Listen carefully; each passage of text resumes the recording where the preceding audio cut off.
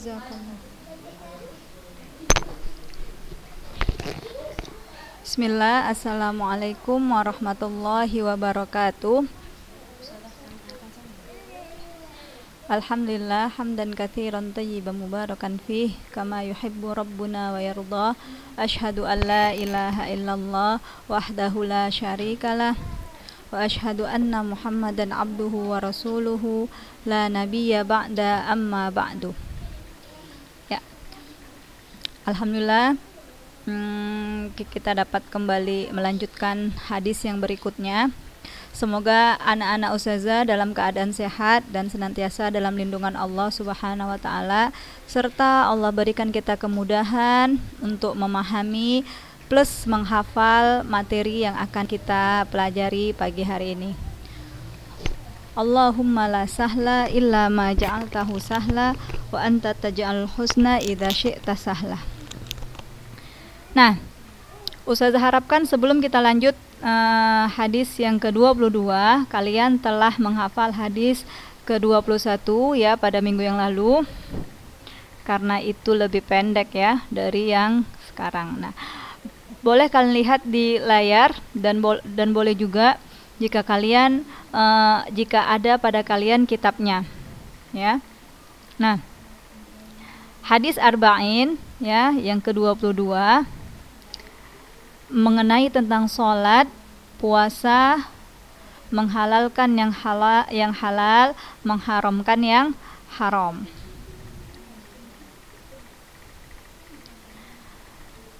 Al-haditsu tsani wal 'ashrun, naqra awalan istami'na an Abi Abdullah Jabir bin Abdullah al-Ansari radhiyallahu anhu anna rajulan sa'ala an-nabiyya sallallahu alaihi wasallam faqala.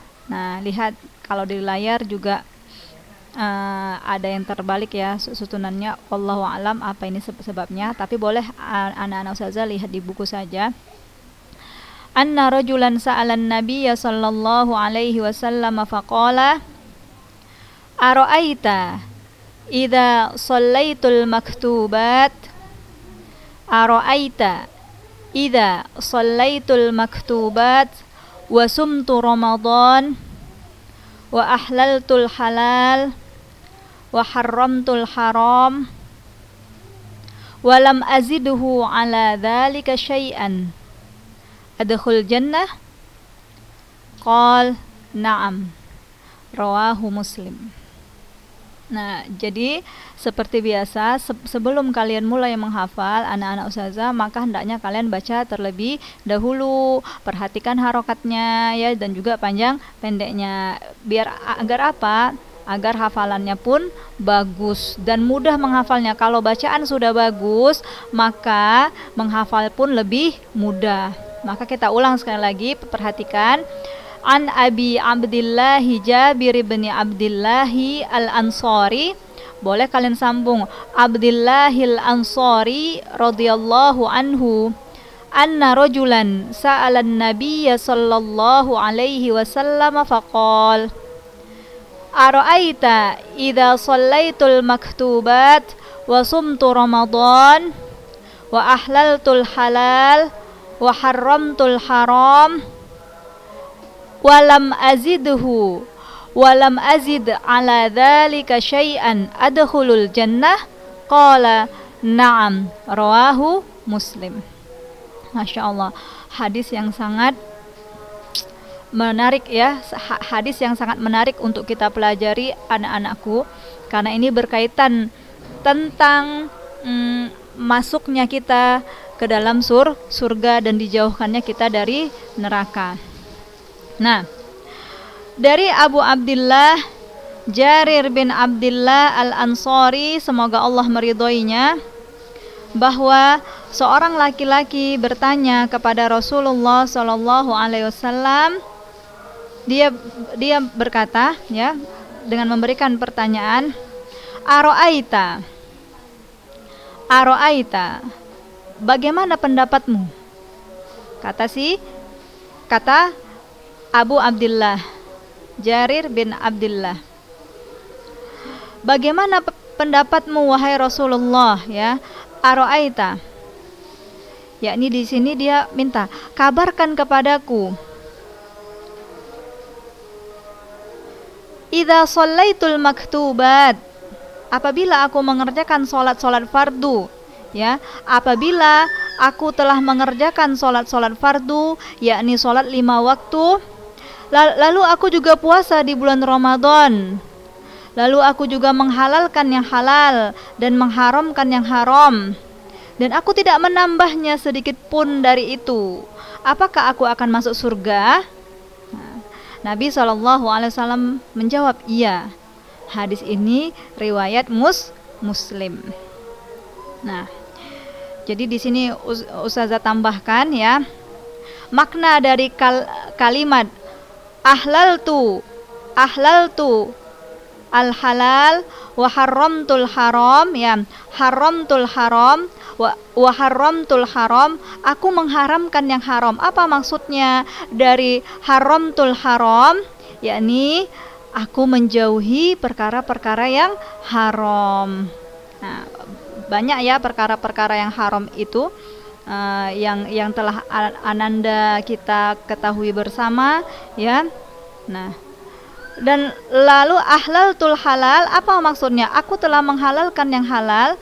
Maksudnya dari kalimat hadis tersebut, dari pertanyaan Abu Abdullah, ya, Abu Abdullah Jarir bin Abdullah, ialah aku menghalalkannya lalu melakukannya dengan meyakini kehalalannya. Nah, itu yang dimaksud dengan ahlaltul halal. Aku menghalalkan yang halal, yakni membolehkan, ya, atau menghalalkan yang memang telah dihalalkan oleh Allah, lalu melakukan yang halal tersebut, ya, dengan adanya keyakinan bahwasanya itu memang halal.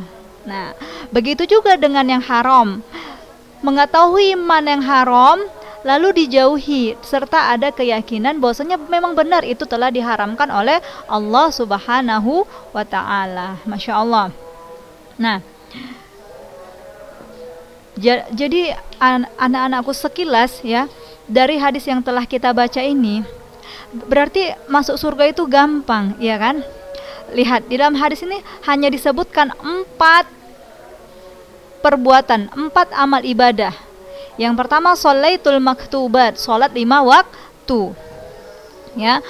Kemudian sumtu Ramadan, berpuasa Ramadan. Kemudian ahlaltul halal, menghalalkan apa yang telah dihalalkan dan melakukan yang halal tersebut, serta meyakini dalam hati bahwasanya itu memang benar Allah yang telah menghalalkan. Begitu juga dengan haramtul haram, yang keempat, mengharamkan sesuatu yang telah Allah haramkan, mengakui itu haram dan menjauhinya saja, bukan hanya ya ini haram tetapi tetap dilakukan. Nah, haram hadzal maksud min haramtul haram. Nah, hanya 4 perbuatan, 4 amal ibadah itu akan memasukkan seseorang ke dalam surga. Masya Allah. Nah, maka boleh kita lihat kandungan hadis yang pertama, ya.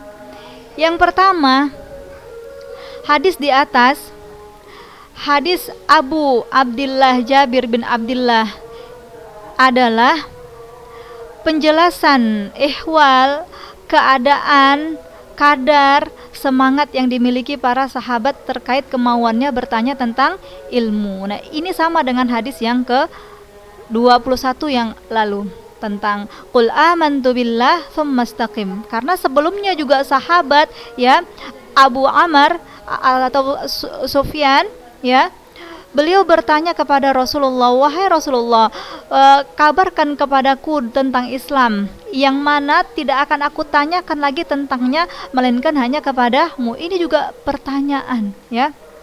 Nah, hadis ini juga memberi penjelasan kepada kita tentang tingginya kadar semangat yang dimiliki para sahabat tentang kemauannya bertanya tentang ilmu. Nah, jadi ini contoh, ya, contoh dari muridnya Rasulullah, ya, karena para sahabat tuh langsung belajar dari Rasulullah Shallallahu Alaihi Wasallam. Para sahabat itulah hasil didikan dari Rasulullah Shallallahu Alaihi Wasallam. Mereka inilah yang membawa, mereka inilah jadi generasi penerus dakwahnya Rasulullah Shallallahu Alaihi Wasallam. Nah, lihat semangat mereka. Mereka suka bertanya, sering bertanya, ya, tentang ilmu. Karena ilmu itu, kian bertambahnya ilmu, maka akan juga bertambah keimanan seseorang. Nah, di antara manfaat berilmu, ya, manfaat mencari ilmu adalah menjaga keutuhan iman seseorang. Nah, ini yang pertama, ya. Jadi juga bisa kita simpulkan metode pembelajaran salah satunya adalah dengan bertanya. Jadi kalian itu jangan malu-malu untuk bertanya. Meskipun dalam keadaan daring boleh ada sisa waktu, ya, atau nanti japri ustazahnya tanya. Nah, karena apa? Karena kita mencontoh kebiasaan para sahabat radhiyallahu anhum ajmain, karena mereka itu sangat sering, sangat semangat tentang ilmu, dan cara mereka dalam menuntut ilmu salah satunya dengan bertanya. Nah, itu kandungan yang pertama, kandungan hadis yang pertama. Adapun yang kedua, anak-anak ustazah, ya, ustazah harapkan kalian masih dalam keadaan duduk rapi, ya, fokus dengan materi kita, tidak disambi, ya, tidak disambi dengan pekerjaan yang lainnya. Ingat, adab kita dalam menuntut ilmu. Yang ada di hadapan kita sekarang adalah hadis Rasulullah Shallallahu Alaihi Wasallam. Nah, dan di antara para ulama menyebutkan hadis, ya, hadis Rasulullah, dibacakannya hadis Rasulullah Shallallahu Alaihi Wasallam saat sekarang ini itu sama kedudukannya dengan adanya Rasulullah Shallallahu Alaihi Wasallam di hadapan kita. Maka tidak layak ketika dibacakan hadis di hadapan kita, ya, kita sambi dengan pekerjaan-pekerjaan yang lainnya. Mana berkahnya seperti itu. Nah, dalam menuntut ilmu, ya, ini pesan ustazah kepada antunna semuanya yang sedang mendengarkan, ya, menuntut ilmu itu ketika kita berada di majelis ilmu itu jangan hanya harapkan ilmunya saja, akan tetapi harapkan juga mendapatkan berkahnya. Karena kalau ilmu yang berkah itu, di antara ilmu yang berkah adalah mudahnya kita mengamalkannya. Oke, kita kembali ke kandungan hadis yang kedua. Bahwasanya sholat dan puasa itu adalah salah satu sebab masuknya surga. Masya Allah. Nah, sholat udah kita kerjakan, sudah. Puasa Ramadan, sudah. Maka pada diri kita telah ada sebab yang memasukkan kita ke dalam surga. Tinggal lagi apa? Tinggal lagi, ya, seperti dipesan Rasulullah pada hadis yang ke-21 kemarin, qul amantu billah tsumma istaqim, ya. Nah, beriman kepada Allah kemudian istiqomahlah. Nah, sholat yang kita lakukan hendaknya terus menerus istiqomah. Dan kemarin juga sudah kita sebutkan makna istiqomah itu adalah tauhid, tidak berbuat syirik, ikhlas, kemudian sesuai dengan contoh Nabi kita Muhammad Sallallahu Alaihi Wasallam. Tinggal kita perbaiki. Alhamdulillah sudah ada pada diri kita sholat, ya, tiap tahunnya kita mengerjakan puasa. Berarti kita tinggal meningkatkan kualitas sholat dan puasa kita. Hingga apa? Hingga benar-benar kedua amal ibadah itu menjadi sebab memasukkan kita ke dalam surga. Nah, yang berikutnya, termasuk kewajiban seorang muslim adalah bertanya kepada para ulama tentang perkara agama yang belum ataupun yang tidak dia ketahui. Nah, ini wajib ya, kewajiban. Nah, tercela seorang muslim yang dia berdiam diri dalam kebodohannya, tercela.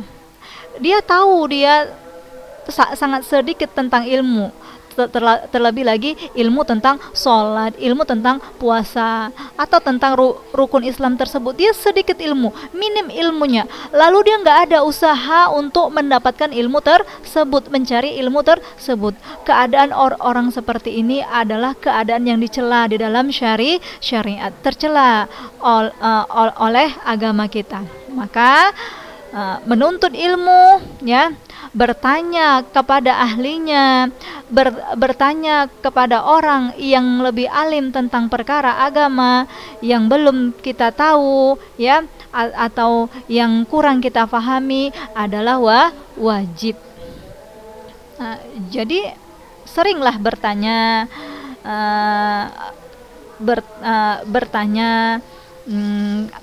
ketika kalian tersandung dalam suatu perkara agama, maka lekas tanya, jangan ditunda-tunda.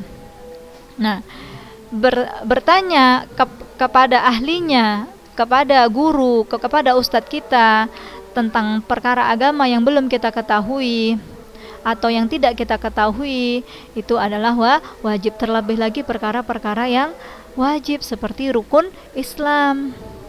Nah, tentang sholat. Nah, mungkin kalian belum jelas tata cara wudhu yang benar itu seperti apa, yang sesuai sunnah itu seperti apa. Nah, itu kalian tanya. Nah, atau tentang istinja itu seperti apa, ya kan, tentang menutup aurat itu seperti apa, tentang puasa itu seperti apa, ya Ustadz. Nah, kalian itu jika kalian belum paham atau tidak mengetahuinya, maka kewajiban bagi kalian untuk mencarinya, untuk mencari ilmu tersebut. Nah, kandungan yang keempat adalah selayaknya pendidik memperhatikan keadaan orang yang belajar kepadanya sebelum dia menyampaikan ilmu. Nah, ini pendidik, ya. Pendidik itu anak-anak ustazah tidak mesti hanya guru, tidak mesti hanya ustazah atau ustadz, tidak. Nah, kalian pun bisa menjadi pendidik untuk adik-adik kalian.